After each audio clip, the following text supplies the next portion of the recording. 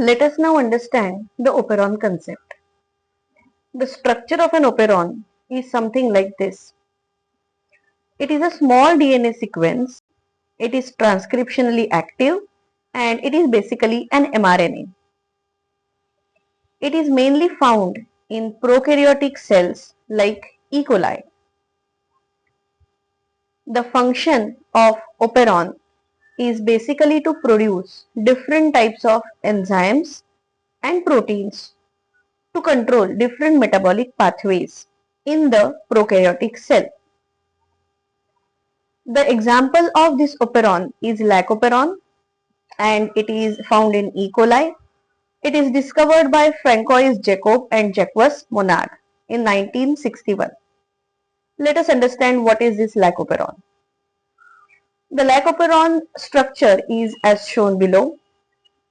It is basically a DNA sequence which is from 3' to 5' So the mRNA produced on this DNA template strand is having direction 5' to 3'.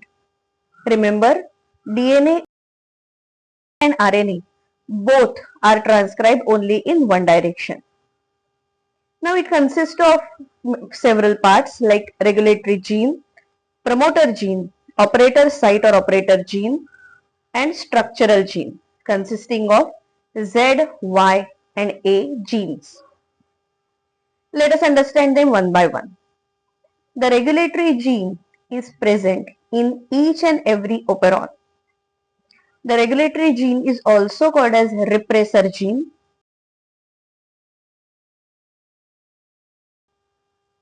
It is present before the promoter gene.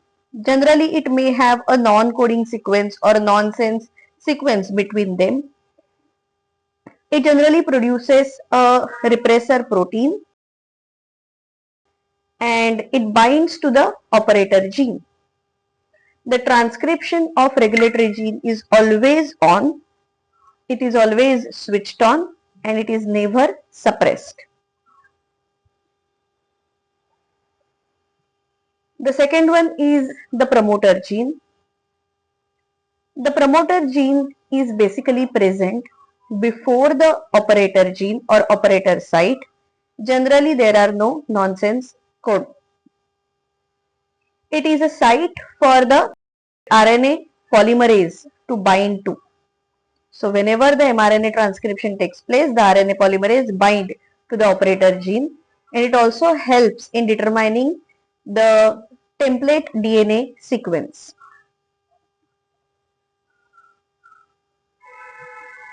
The next part is operator gene or operator site.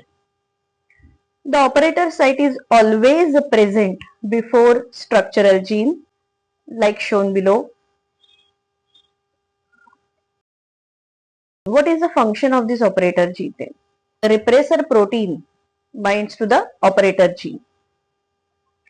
When the regulatory gene produces the protein, it goes and binds to the operator gene, which prevents the transcription of structural gene and lactose mechanism does not take place. The next part is structural gene. The structural gene is made up of several units of cistron. It consists of sequences for different enzymes or respective enzymes to be produced during a specific metabolic pathway. As it consists of number of cistrons, it is called as polycistronic mRNA.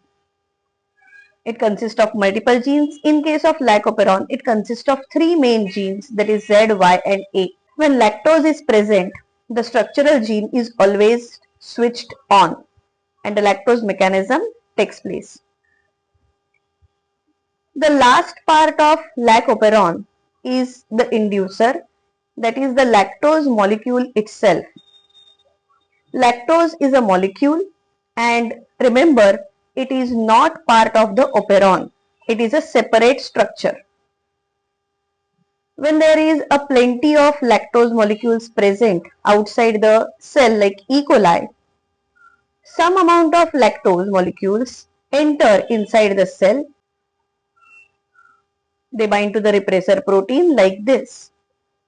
When the repressor protein is blocked by the inducer or by the lactose, it cannot bind to the operator site and the transcription of structural gene is switched on in this case, as the operator site is open now. Let us understand the mechanism. When the lactose is absent, then glucose is primary source for the energy for E. coli, and the repressor protein is always free and binds to the operator gene or operator site. It blocks the transcription of further DNA template and structural gene is not transcripted, and the Lac Operon is always switched off.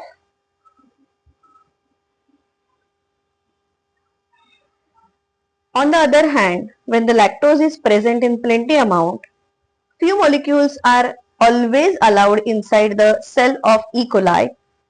These molecules bind to the repressor protein and they form a complex which inhibits or prevents the binding of repressor protein to the operator gene. Now the operator site is open and the transcription can continue. So the structural gene is transcribed and Lac Operon is always switched on.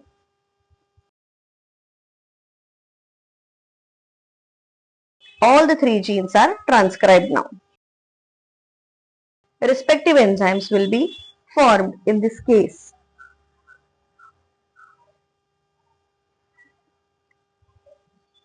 Now when the lactose molecule is completely dissociated in glucose and galactose and no more lactose molecules are available, the repressor protein is freed again and it is free to bind to the operator site.